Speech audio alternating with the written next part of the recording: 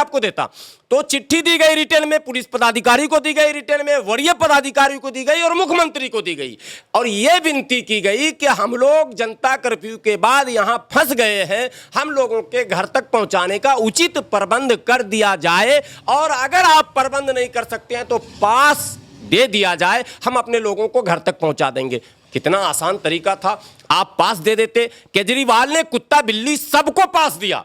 मैं आपको बता रहा हूं, ये शब्द आप बेशक इसको एडिट करें, रखें।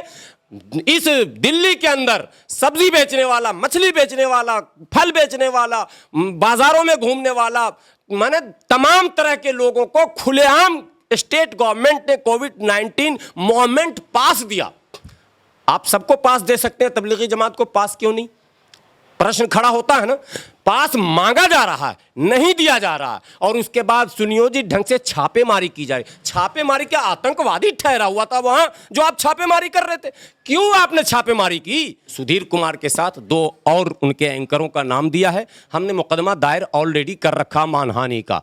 जो परिस्थिति उस दिन बनाई गई हमारे साथ, हमें कोरोना फैलाने का महानायक, खलनायक, ये शब्द उसमें प्रयोग किया गया, खलनायक शब्द का प्रयोग किया गया है, और कोरोना वायरस के नाम से, ऑपरेशन वायरस के नाम से इन्होंने प्रोग्राम चलाया था। तो अब प्रश्न, अब और मजा आएगा हमें भी मुकदमा लड़ने में, चूंकि मुंबई हाईकोर्ट ने हमारे मुकदमे में भी दम डाल दिया साहब। अब मेरा मुकदमा भी मजेदार हो गया। अब मुंबई हाईकोर्ट के उस आदेश की कॉपी हम अपने यहां भी लगाएंगे और सुधीर तिहाड़ी को वापिस तिहाड़ भिजवाएंगे इंशाअल्लाह। मैं कह रहा हूं, चूंकि झूठ को हारना पड़ेगा और सच जीत कर रहेगा।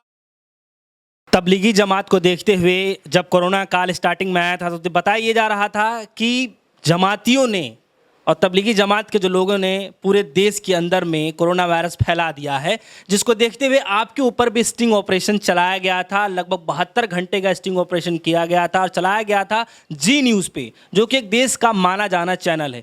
आपको क्या लग रहा है जब बॉम्बे हाई कोर्ट ने लताड़ लगा दी है, लेकर के पूरा खुलासा कर दिया है, आप इसको किस नज़रिए से देखना चाहते हैं? पहले तो ये बताऊं कि वो माना और जाना 2 शब्द जो आपने लगाया है, तो जाना तो कह दीजिए, जाना चैनल है, सब लोग जानते हैं, लेकिन माना उना नहीं है। अब लोग उसको मानते उनते नहीं हैं, उसको दलाल मानते हैं, उसको चाटुकार मानते हैं, उसको सत्ता का प्रवक्ता मानते हैं, और ये कह लीजिए कि वो केवल लक्ष्मी के पुजारी वहाँ बैठे हैं, बाकी देवी देवताओं से उनका कोई लेना देना नहीं, और मानवता से भी कोई लेना देना नहीं, केवल और केवल पैसा लक्ष्य है। मेरा जो स्टिंग ऑपरेशन हुआ था वो भी पैसे के लिए ही हुआ था, चूंकि टीआरपी मिल नहीं रही थी, तो उनको ये लग रहा था कि कोई और मौलाना हत्थे चढ़े। मौलाना साद कितना बोलेंगे साहब? 1 महीने लगभग 20 दिन बोल चुका था वो, और 20 दिन बोलने के बाद उसको लगा कोई दूसरा मौलाना कैसे मिलेगा, तो उसने अपने बंदे को मेरे पीछे लगाया और फिर उसको मिला मौलाना गुलाम सरवर। आप उसको, उसकी क्लिप को देखेंगे, आपको आश्चर्य होगा कि 74 घंटे तक लगातार without any gap continue operation virus के नाम से उसने मौलाना गुलाम सरवर तमाम गलियों में कोरोना फैला दिया। साहब, मेरे थैले में कोरोना नहीं था जो मैं गलियों में जाकर बांटता। हाँ, साहब के थैले में बहुत कुछ है, लेकिन उस पर तो ये बोलेंगे नहीं। साहब कब थैला उठाएंगे, कहाँ जाएंगे, ये सब बात वो नहीं बताएंगे। बहरहाल, आपने एक प्रश्न बड़ा अच्छा किया। प्रश्न ये क्या है कि प्रारंभिक काल में जब कोरोना देश में आया, और कोरोना आया शब्द पहले लाया जाए तो कोरोना आया है दिसंबर जनवरी में। जनवरी में पहली मौत होती है केरला के अंदर, जो चाइना से आया हुआ व्यक्ति है। उसके बाद दूसरा जो सबसे प्रचलित कहानी होती है वो कोनिका कपूर का हो। आपको वो दृश्य याद होगा, कोनिका कपूर। एक बात पूछिए देश के लोगों से, नॉट हिंदू मुस्लिम सिख ईसाई, पूरे भारत के लोगों से मैं पूछता हूं, भारत के प्रबुद्ध नागरिकों से पूछता हूं, युवाओं से पूछता हूं, जो जुनून रखते हैं धर्म का अपने अंदर, रखिए, जुनून पालिए, धार्मिक रहिए, आप अपने धर्म पर समर्पित रहिए, मगर मानवता का पाठ कभी मत छोड़िए। आप ईमानदारी से बताइए, कलेजे पर हाथ रखकर, कि कोनिका कपूर कभी तबलीगी जमात में गई थी क्या? बता दीजिए। और अगर नहीं गई थी तो कहां से आई थी वो लेकर? ये प्रश्न, बहस तो इस पर होनी चाहिए थी ना। वो किस चीज से आई थी? वो आई थी हवाई जहाज से। प्रधानमंत्री जी ने और नागरिक उड्डयन मंत्री जी ने और गृह मंत्री जी ने और स्वास्थ्य मंत्री जी ने आकाशीय यातायात पर प्रतिबंध क्यों नहीं लगाया जब ये संक्रामक रोग था और पता था कि ये एक दूसरे में ट्रांसफर हो जाएगा बाय एयर। हवा से ही तो जा रहा, तभी तो मास्क लगा रहे हैं, हवा से ही तो जा रहा, तभी तो पीपीई किट पहन रहे हैं, हवा से ही टच और हवा दोनों है। प्रधानमंत्री जी ने कहा था 2 गज दूरी बहुत है जरूरी, क्यों? यह सवाल पूछा जाना चाहिए कि आपने 2 गज दूरी कही तो फिर कोनिका कपूर को 2000-4000 किलोमीटर से क्यों आने दे दिया आपने? अब आप आइए तबलीगी जमात पर, यह प्रश्न देश के लोगों को पूछना चाहिए, फिर से बहस शुरू होनी चाहिए, तब पता चलेगा कि रिस्पॉन्सिबल कौन था इसको बढ़ाने में और आज जो देश की स्थिति है वहां तक पहुंचाने में सच्चा जिम्मेदार कौन है, यह तब पता चलेगा जब कोनिका कपूर से आप यात्रा शुरू करेंगे। हवाई यातायात कब बंद किया गया आप बता दीजिए हमको, किस दिन पूर्ण प्रतिबंध लगाया गया? ट्रेन कब बंद किया आपने? बस कब बंद किया आपने? लेकिन तबलीगी जमात पर कब आपने कार्रवाई की? सारे प्रश्न आने चाहिए। तबलीगी जमात के लोग फरवरी में आए, वो भी विदेश से आए, विदेशी जमातियों पर ज्यादा प्रश्न उठा था। मलेशिया के थे, इंडोनेशिया के थे, थाईलैंड के थे, इंग्लैंड के थे, आयरलैंड के थे और तंजानिया और उज़्बेकिस्तान के थे। इतने देशों के तबलीगी जमात के लोग यहाँ मौजूद थे और सबों ने जनवरी से लेकर फरवरी तक यात्रा की थी। चूंकि मार्च के प्रथम सप्ताह में निजामुद्दीन मरकज में एक सम्मेलन होना था, उसमें शिरकत के लिए आए थे और सभी लोग रवाना भी हो चुके थे। बस 2000 लोग तकरीबन वहां बच गए थे, जिसमें देशी और विदेशी दोनों शामिल थे। जब आपने जनता कर्फ्यू की बात की, आपने लेट बात की। केजरीवाल सरकार ने मार्च के प्रथम सप्ताह में एक गाइडलाइन जारी किया था कि 50 से अधिक लोगों का जमावड़ा नहीं होना चाहिए। मैं प्रश्न करता हूं आदरणीय केजरीवाल जी से कि आपने गाइडलाइन जारी किस पर किया था? क्या पुलिस पर वो एप्लीकेबल था या नहीं था? पुलिस महकमा आपके उस गाइडलाइन को फॉलो करता या कराता? क्या ऐसा प्रावधान था या नहीं था? अगर ऐसी व्यवस्था नहीं थी तो आपके गाइडलाइन का क्या मतलब? फिर सेकंड सप्ताह में उन्होंने कहा कि 20 से अधिक लोग एक जगह इकट्ठे नहीं होंगे। मैं आपको एक बात और मेंशन कर दूं, मार्च के प्रथम सप्ताह में हमने आईटीओ में खुद एक हॉल बुक कर रखा था, हमें एक सम्मेलन करना था और उसका परमिशन रद्द कर दिया गया, यह कहकर के सरकार का आदेश आ गया है अब कोई सम्मेलन वगैरह नहीं होगा। तो फिर निजामुद्दीन में मरकज से जुड़ा थाने का दीवार है, एसीपी ऑफिस है, वहीं बराबर में कुछ दूर पर डीसीपी ऑफिस है और एक सेंसिटिव जोन है, बगल में ही वीआईपी लोधी रोड शुरू होता है जहां सारे एमपीज रहते हैं, मंत्री रहते हैं। उससे आगे आप जाएं सीजूए कॉम्प्लेक्स है जहां मंत्री भारत सरकार के बैठते हैं। तो क्या कारण था कि निजामुद्दीन में केजरीवाल जी का वो 2 आदेश, पहला नोटिफिकेशन 50 से अधिक नहीं, दूसरा नोटिफिकेशन 20 से अधिक नहीं, वो निजामुद्दीन मरकज पर लागू क्यों नहीं कराया गया? और पुलिस ने उस नोटिफिकेशन को आधार बनाकर मरकज के जिम्मेदारों से मुलाकात क्यों नहीं की? एक प्रश्न ये हो गया। फिर अब दूसरा प्रश्न आइए, निजामुद्दीन मरकज से स्पष्ट शब्दों से यह आदेश आया कि मरकज के जिम्मेदारों ने कहा कि हमने रिटेन में पुलिस पदाधिकारी को चिट्ठी दी, उस चिट्ठी की कॉपी हमने दिखाई थी, मेरे पास था, इस समय है नहीं चूंकि आपने अचानक सवाल किया। अगर पहले आप बताते तो मैं चिट्ठी आपको देता।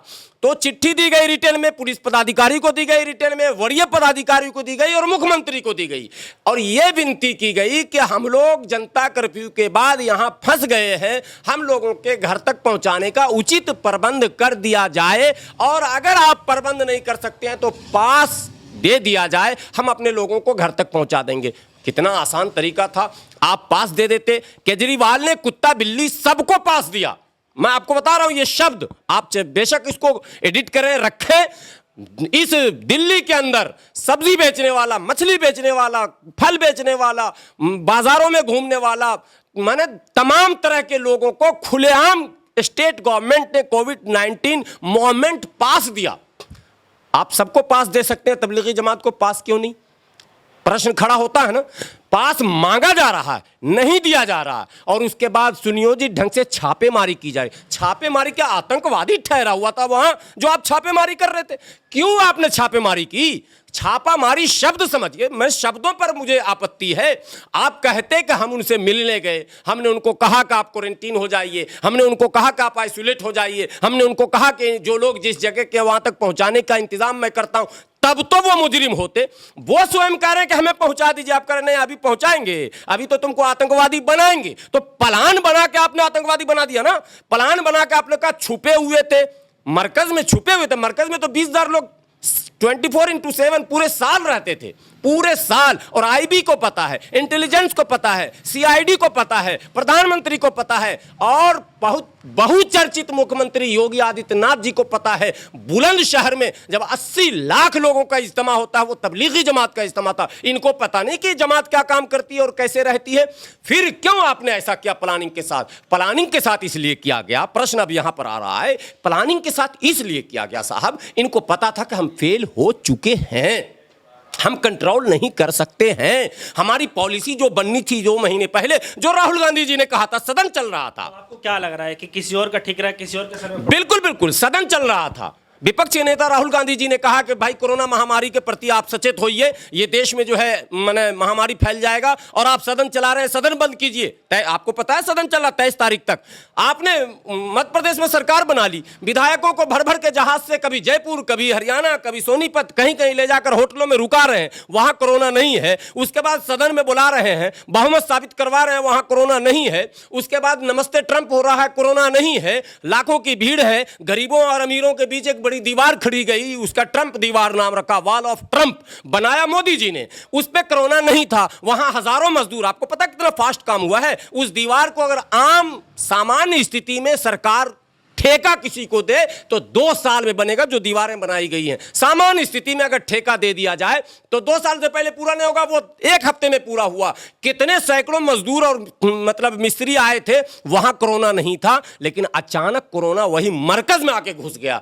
अब जब मुंबई हाई कोर्ट ने चिताया, धमकाया और कहा कि भाई तुमने जितने ये ड्रामे किए हैं, ये सब बलि का बकरा तुमने बनाया है, सारे एफआईआर निरस्त करो, और जितने भी विदेशी यहां रुके हुए हैं, जिनको जबरन तुमने मुजरिम कह के रोका है, उनको स्वदेश लौटाने का प्रबंध करो। तो इनके होश उड़ गए हैं। अब किस पर ठिकरा फोड़ेंगे ये अब उसका इंतजाम कर रहे हैं। आपको पता है फल वाले के साथ क्या हो रहा था, सब्जी वालों के साथ क्या हो रहा था? केवल मुसलमान होने की सजा आप देंगे कि फल वालों को लोग घूम घूम के मार रहे हैं, अरे तू कोरोना फैला रहा। टीवी वालों ने ऐसा वातावरण बनाया देश में कि बस कोरोना का मतलब मुसलमान और मुसलमान का मतलब कोरोना, ये बना दिया।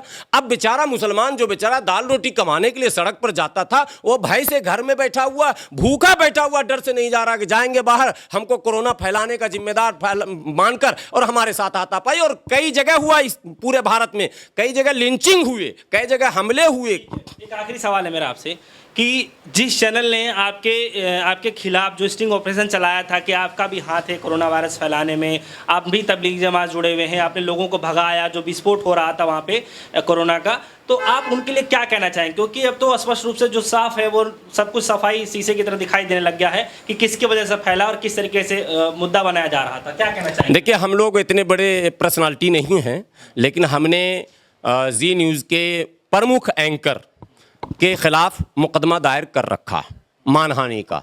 ये अलग बात है कि अभी उसकी माने हियरिंग नहीं हो रही है, सामान्य स्थिति होते ही वो हियरिंग होगी।